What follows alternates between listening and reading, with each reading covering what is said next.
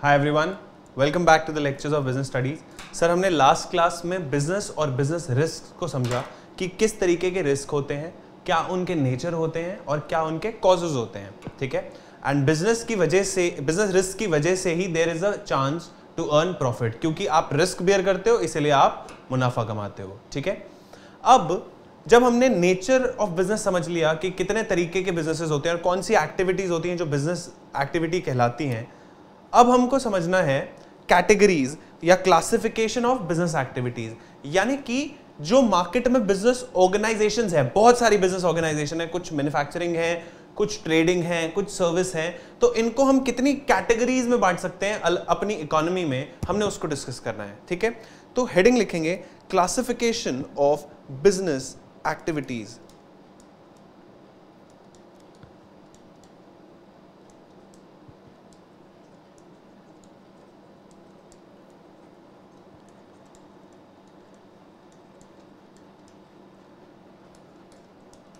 ठीक है, तो अब इसके लिए ना मैं आपको एनसीईआरटी का डायग्राम दिखा रहा हूं, how NCERT has classified business activities. ठीक है जी, so business can be divided into two parts. दो तरीके से बांट सकते हो आप अपनी बिजनेस एक्टिविटीज को। Number one will be industry and number two will be your commerce.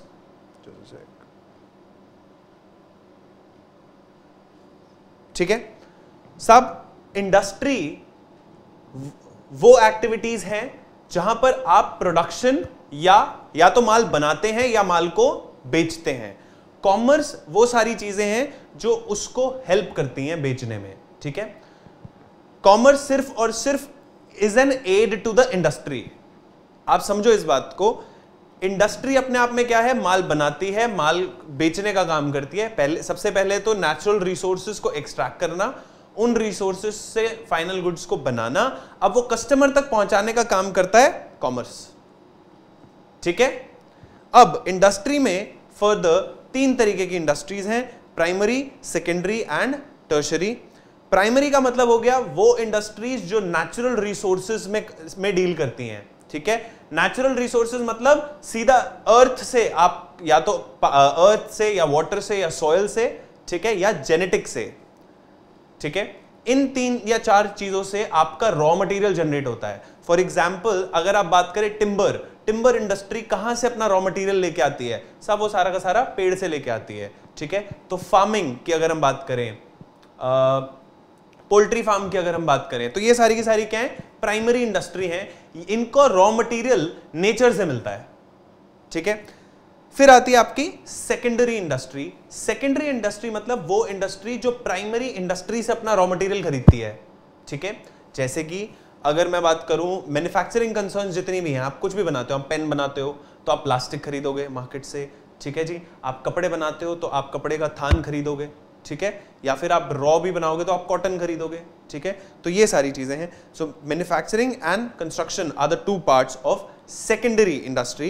And फिर मैन्युफैक्चरिंग में बहुत सारी आ जाती है नीचे, analytical, synthetical, processing, assembling. Assembling का एग्जांपल होता है जो कि आप गाड़ी बनाते हैं, तो गाड़ी कैसे बनती है साहब, बहुत सारे पार्ट्स को इकट्ठा किया जाता है, असेंबल किया जाता है, दैट्स असेंबलिंग। ठीक है, इसको हम इन डिटेल समझेंगे मैन्युफैक्चरिंग के सारे पोर्शंस को। Then is your tertiary. ठीक है, टर्शरी और ऑक्सिलरी टू ट्रेड, ये जो है हमारी कॉमर्स की जो सेकंड है ऑक्सिलरी टू ट्रेड, और इंडस्ट्री के अंदर जो टर्शरी है उसमें बहुत सारे कॉमन थ्रेड्स हैं। ठीक है, काफी कॉमन इंडस्ट्रीज हैं तो दोनों में फॉल करती हैं। ठीक है, पढ़ेंगे। उसके बाद फिर आता है हमारा कॉमर्स। कॉमर्स मतलब माल को मैन्युफैक्चरर से लेकर कस्टमर तक पहुंचाना इज द कॉमर्स। ठीक है, अब इसके अंदर सबसे बड़ा क्या है, trade. So trade will be internal trade और एक्सटर्नल ट्रेड। साहब इंटरनल ट्रेड का मतलब देश के अंदर माल खरीदना या बेचना, इसको बोलते हैं इंटरनल ट्रेड। एक्सटर्नल हो गया देश के बाहर, यानी कि यहां पे जो दो पार्टीज डील कर रही हैं वो दो अलग अलग देशों से हैं। ठीक है, वो होता है एक्सटर्नल ट्रेड। इंटरनल ट्रेड के अंदर दो तरीके के ट्रेडर्स होते हैं, one will B wholesale trade, another will be retail trade. Wholesale trade होता है वो आदमी जो बल्क में माल उठाता है। ठीक है, बल्क में जो माल उठाता है वो अल्टीमेट कस्टमर को माल नहीं बेचता है, वो किसी रिटेलर को माल बेचता है, फिर रिटेलर आगे जाके अल्टीमेट कस्टमर को माल बेचता है। ठीक है, तो इंटरनल ट्रेड में दो लोगों का काम होता है, number 1 will be the wholesaler, यानी कि जो मैन्युफैक्चरर से बल्क में माल उठाएगा, फिर वो थोड़ा थोड़ा माल करके रिटेलर्स को देगा, और फिर वो रिटेलर्स अल्टीमेटली कस्टमर को वो माल बेचेंगे। ठीक है। एक्सटर्नल ट्रेड, 3 तरीके के trade. 1 will be import, import का मतलब आपको पता है ऑलरेडी, किसी दूसरे देश से माल अपने देश में मंगवाना। So purchase of goods from a country outside India will be considered as import in India. ठीक है। एक्सपोर्ट होता है किसी दूसरे देश को अपना माल बेचना। इसमें एक नई कैटेगरी है, नई नहीं मतलब आपने जनरली सुनी नहीं होगी, है तो बहुत पुरानी, विच इज नोन एज एंट्रेपॉट। कोई भी ऐसे गुड्स जो हमने इंपोर्ट किए हैं for the purpose of export, उसको हम बोलते हैं एंट्रेपॉट। यानी कि ये सबसे अच्छी अपॉर्चुनिटी है। हम क्या कर रहे हैं कि हम इन इंपोर्टेड गुड्स का इस्तेमाल अपने देश में नहीं करने वाले, हम इसको किसी दूसरे देश को देने वाले हैं। ठीक है।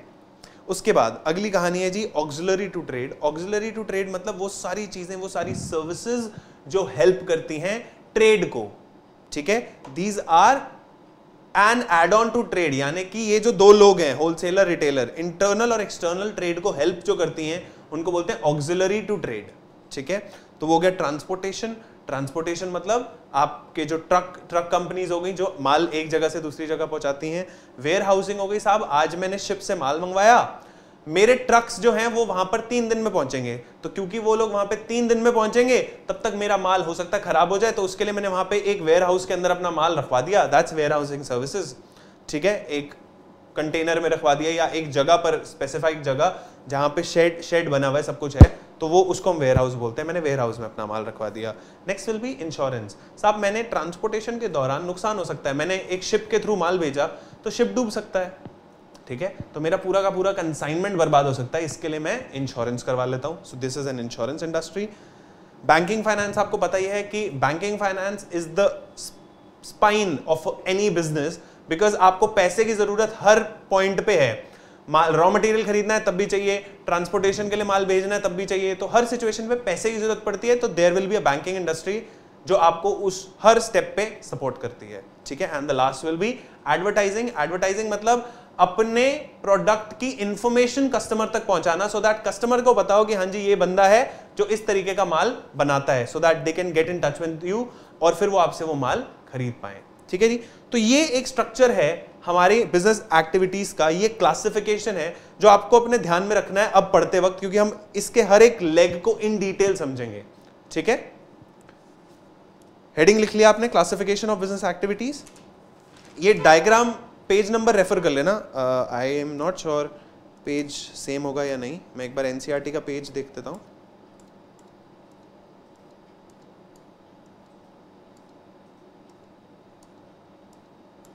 चैप्टर 1 में एक बार पेज नंबर चेक कर लेना कौन सा है इस डायग्राम का।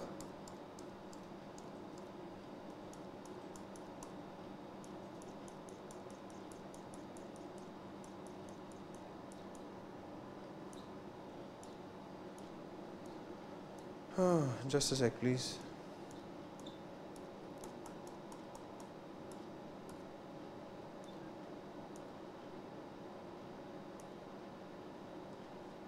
ठीक है जी। तो ये है आपका डायग्राम जो आपको एनसीईआरटी में मिल जाएगा, लिखेंगे इसके बारे में।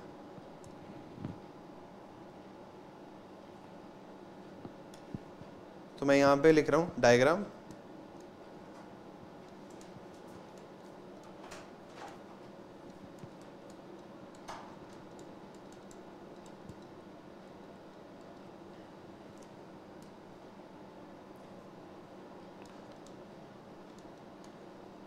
So various business activities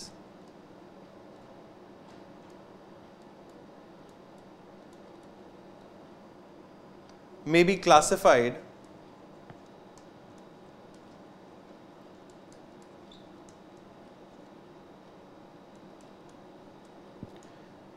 into two broad categories.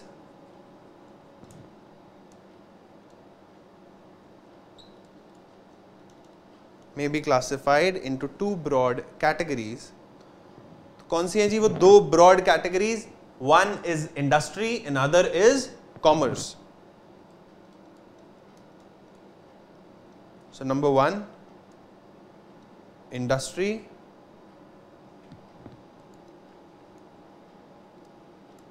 and number 2 is commerce.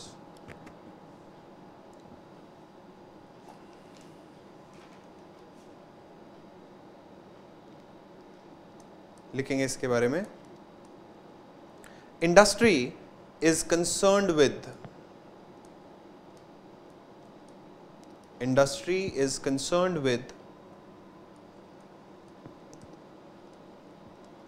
production or processing of goods and materials. तो ये क्या करते हैं, या तो प्रोडक्शन करते हैं या प्रोसेसिंग करते हैं. अल्टीमेटली ये फिनिश गुड्स मैन्युफैक्चर करते हैं, या तो वो रॉ मटेरियल नेचर से आता है या फिर वो किसी और इंडस्ट्री से ही रॉ मटेरियल आ रहा होता है. ठीक है. Industry is concern with production और processing of goods and materials.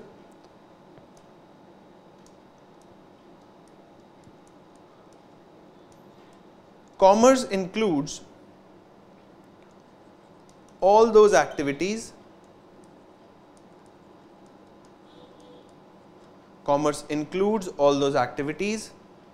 which are necessary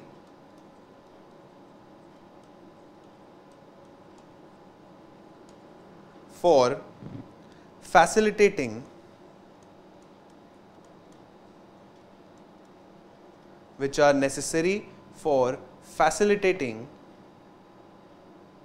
the exchange of goods and services. The exchange of goods and services.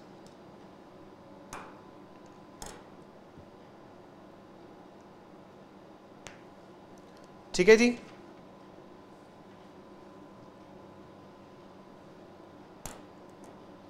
So an industry is concerned with production or processing of goods and materials. Commerce includes all those activities which are necessary for facilitating the exchange of those goods and services. चलते हैं आगे. Industry के बारे में लिखते हैं. Heading लिखेंगे industry.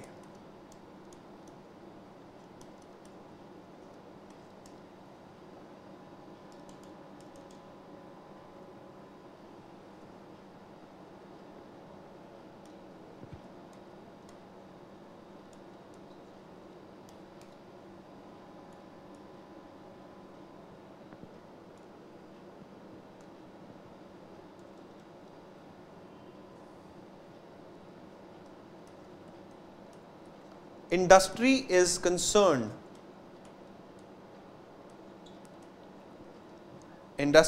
is concerned with production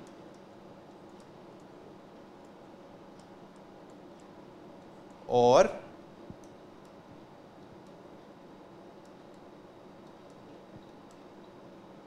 processing of goods and services. Processing of goods and services. Goods and material लिख लो इसको.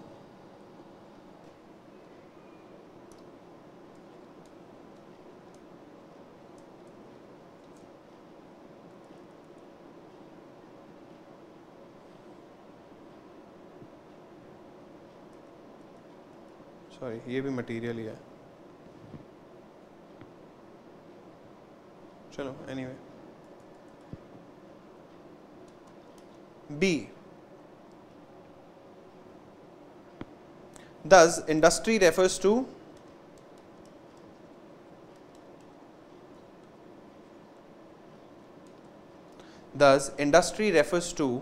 economic activities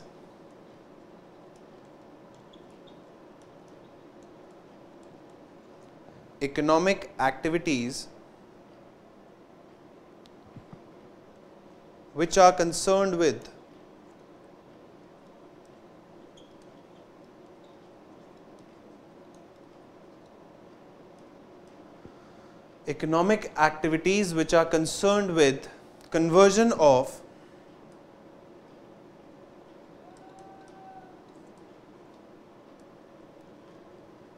resources conversion of resources into useful goods.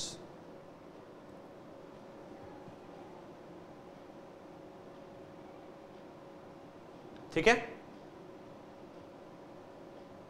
तो इंडस्ट्री का क्या काम है?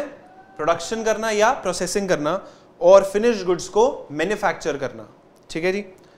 Types of industries.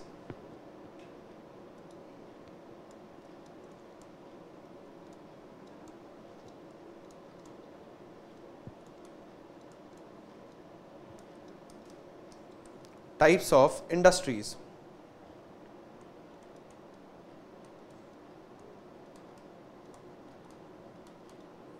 So number one will be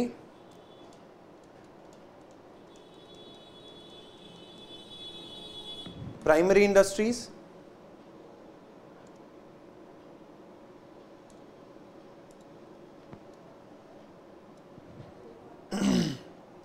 Primary industries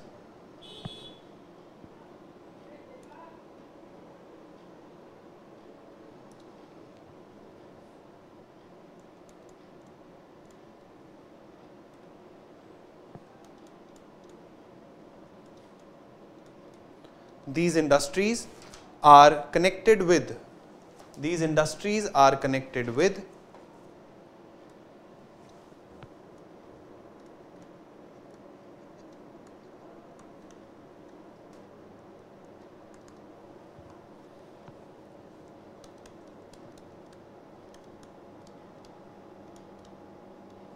extraction and production of natural resources,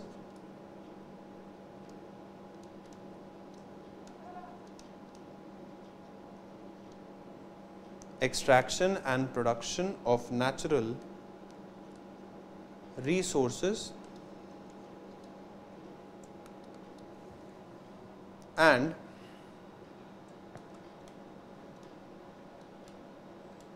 reproduction and development of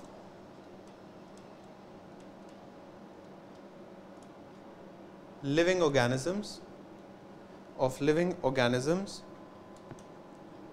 plants, etc. ठीक है. अब अगर इनकी बात करें तो साहब इसमें फार्मिंग आ जाती है. ठीक है, और इनकी बात करें जो एक्सट्रैक्ट करते हैं, ठीक है, ये हो जाती है आपकी माइनिंग. सॉरी, ये तो लिविंग ऑर्गेनिजम्स एंड प्लांट्स हैं. ठीक है, mining will be one of them, oil extraction etcetera.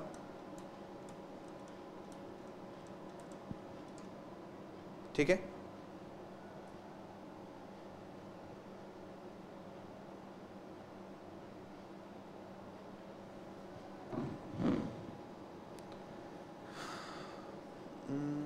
एक सेकंड. इसमें आपके पोल्ट्री फार्म्स आ जाते हैं majorly. Poultry farm, cattle breeding.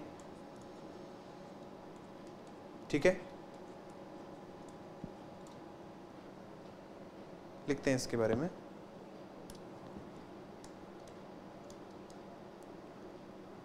Primary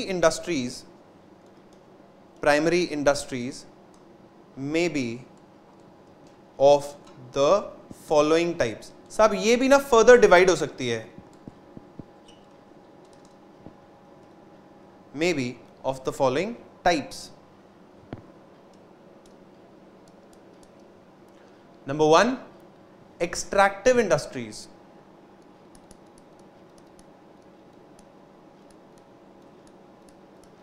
जहां पर नेचुरल रिसोर्सेस को आप एक्सट्रैक्ट करते हैं. Extractive industries.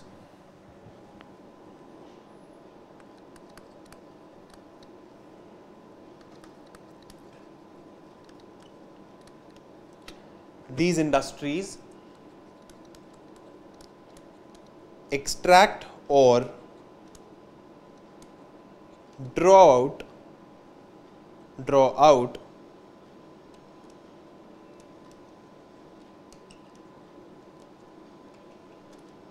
various products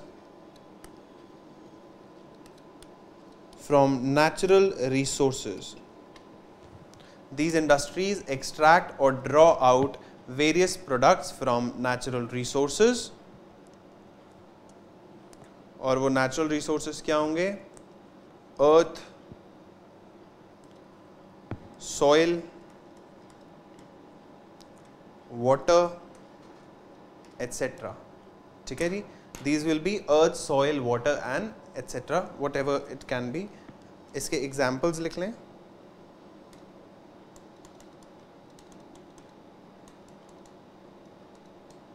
Farming, mining,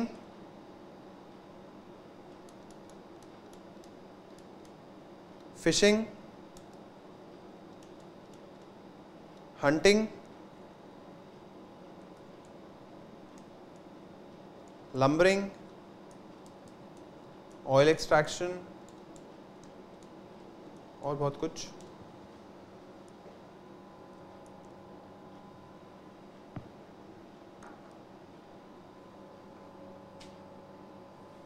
ठीक है?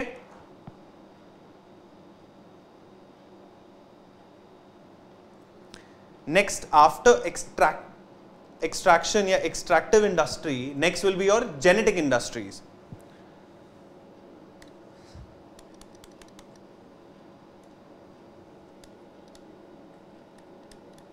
Genetic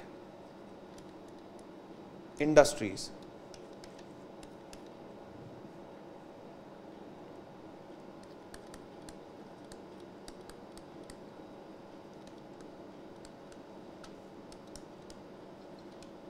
So these industries involve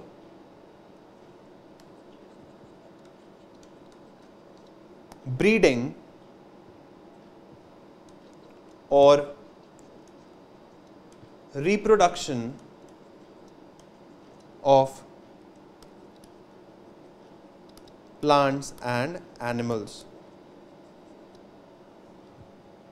Reproduction of plants and animals. तो साहब pisciculture, poultry farms, cattle breeding, nurseries हो गए जो प्लांट से जेनेटिक करते हैं. सो जो बेस से बनाते हैं साहब, जो जमीन से उगाते हैं वो हो गया फार्मिंग, वो आपकी एक्सट्रैक्टिव में ही आती है. ठीक है? बट जब आप एक नेचुरल रिसोर्स से जेनेटिक इंजीनियरिंग के थ्रू और कैटेगरीज ऑफ प्लांट्स बनाते हैं, उनको नर्सरीज बोला जाता है, उसको हम जेनेटिक में इंक्लूड करते हैं. ठीक है? एग्जाम्पल इसका भी लिख लेते हैं.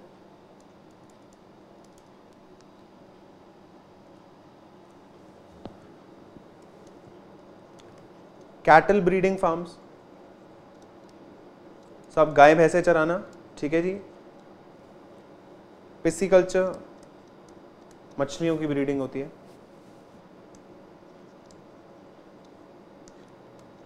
पोल्ट्री फार्म तो पता ही होगा साहब, मुर्गियों की. एंड नर्सरी हो गए प्लांट्स की genetic reproduction.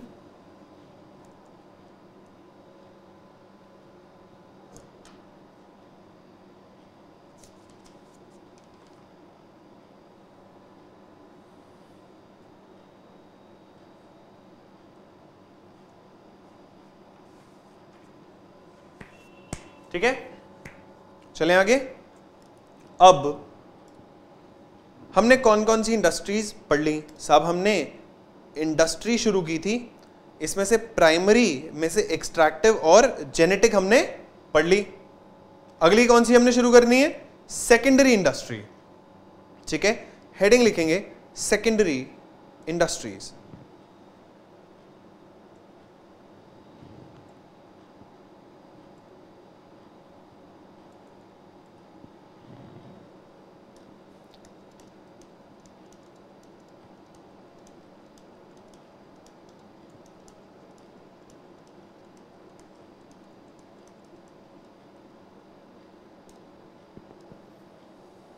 Secondary industries.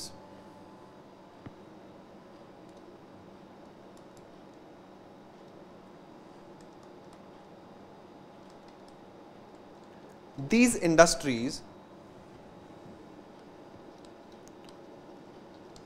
industries use material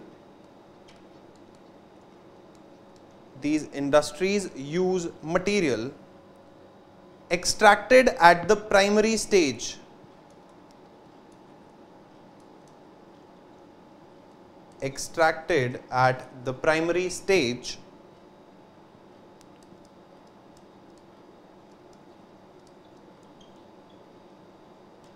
to produce goods for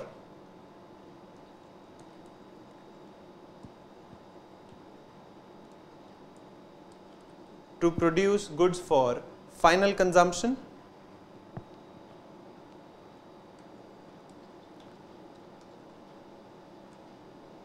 or for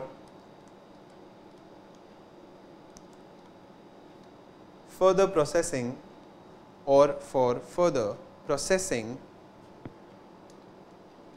by other industrial units.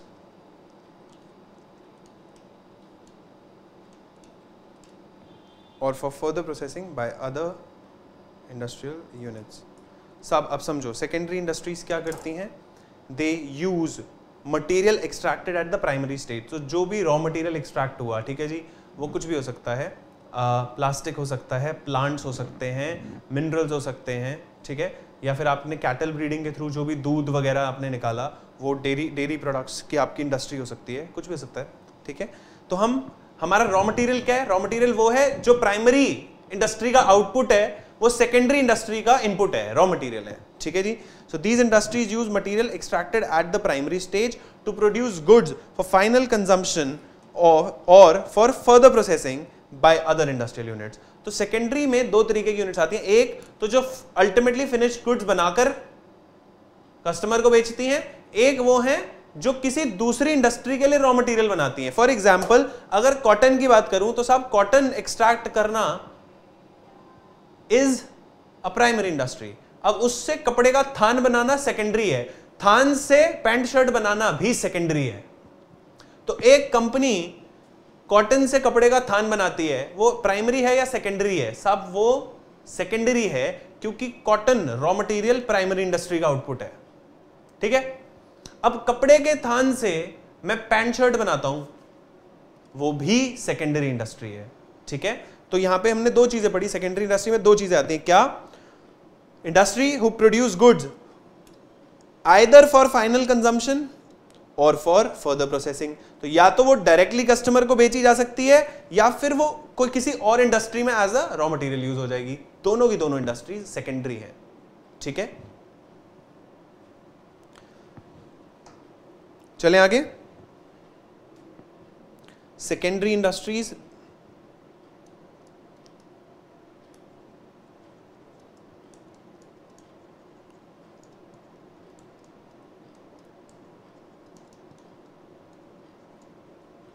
can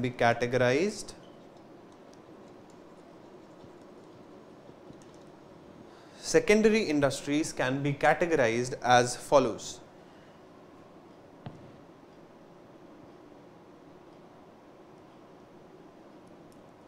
Secondary industries can be categorized as follows.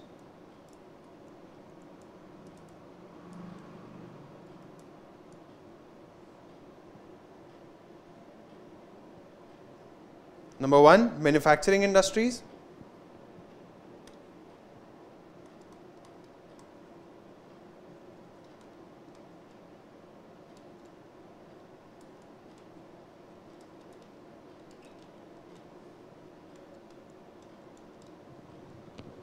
Manufacturing industries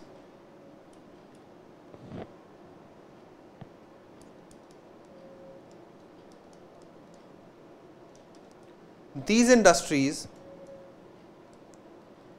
convert raw materials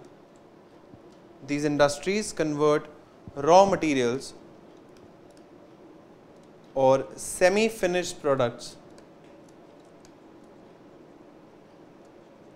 raw material or semi-finished products into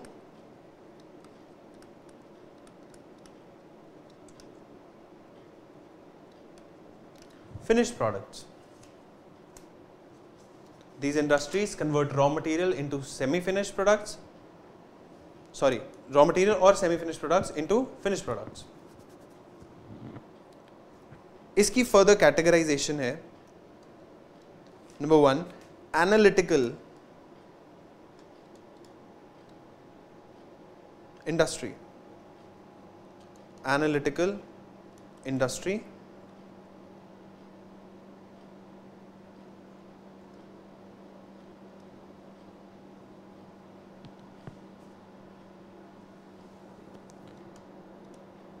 basic raw material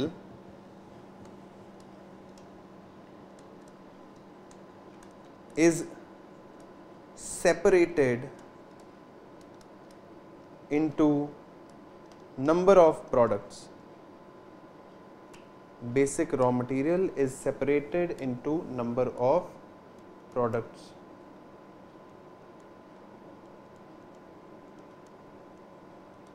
Example, petrol. साहब petrol क्या होता है? Crude oil, ठीक है। और crude oil से हम बहुत सारे और प्रोडक्ट्स मैन्युफैक्चर करते हैं, ठीक है। कौन कौन से प्रोडक्ट्स मैन्युफैक्चर होते हैं पेट्रोल से? साहब डीजल, केरोसिन, एविएशन फ्यूल, आपकी एलपीजी, ये सारी की सारी किससे आती है? ये पेट्रोलियम से आती है।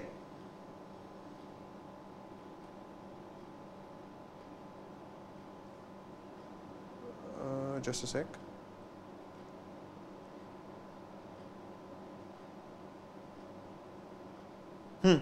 Sorry.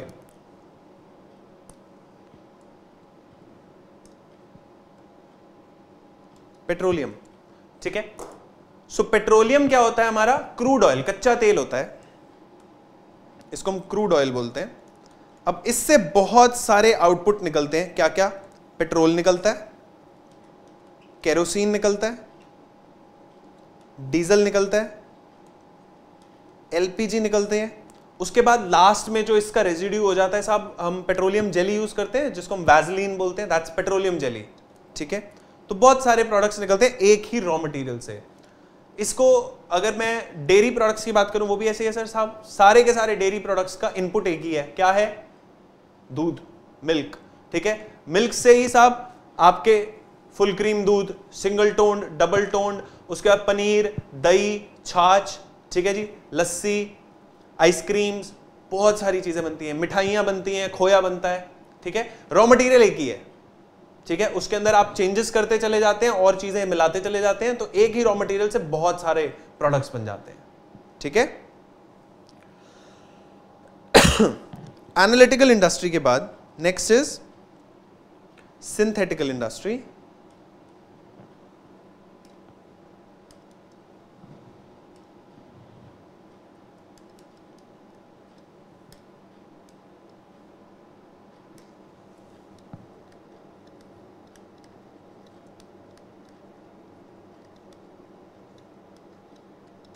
Synthetical industry, two or more products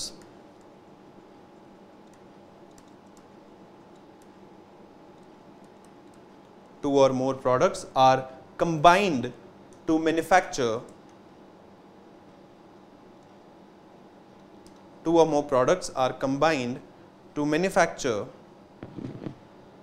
a new product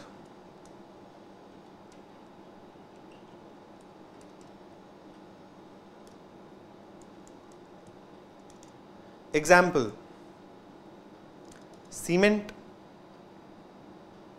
soaps,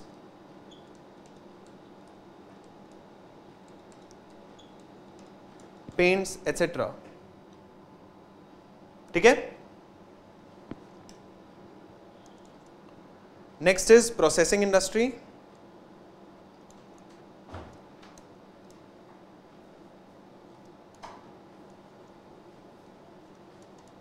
Processing industry,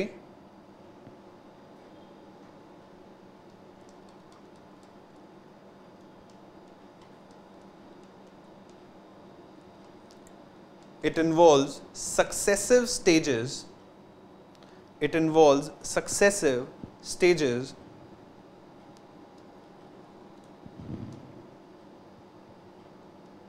for manufacturing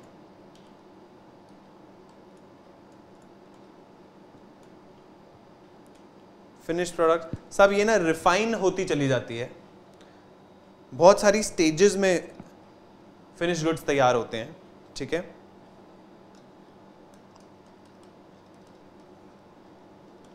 sugar industry, paper industry,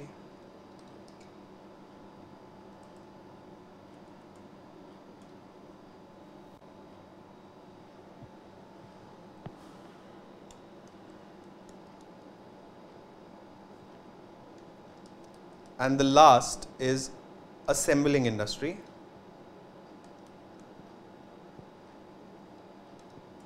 Assembling industry.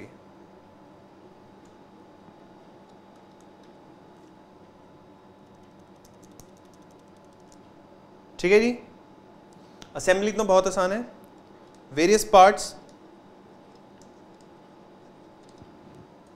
Are combined to produce a finished product.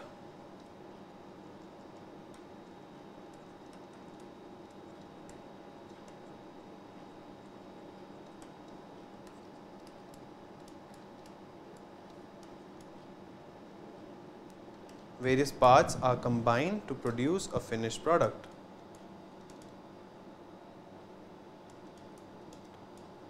Example: TV, car, computer, watches, etc.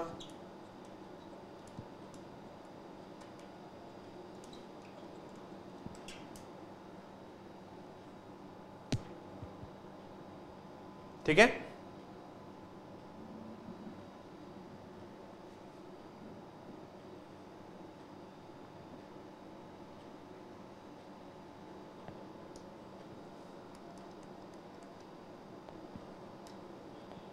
Secondary में हमने एक पढ़ी manufacturing industry, second is the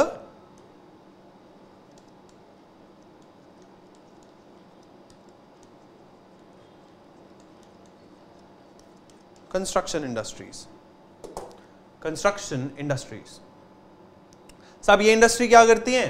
construction करती हैं, dams बनाती हैं, सड़कें बनाती हैं, बिल्डिंग्स बनाती हैं, ठीक है।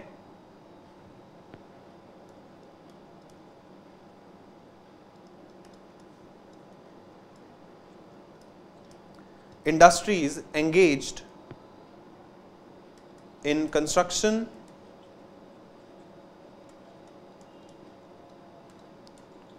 of buildings,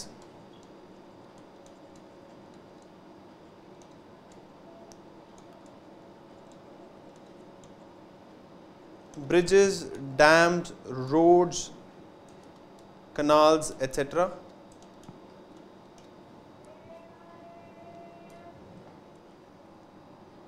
ठीक है, तो ये होती है हमारी कंस्ट्रक्शन इंडस्ट्री।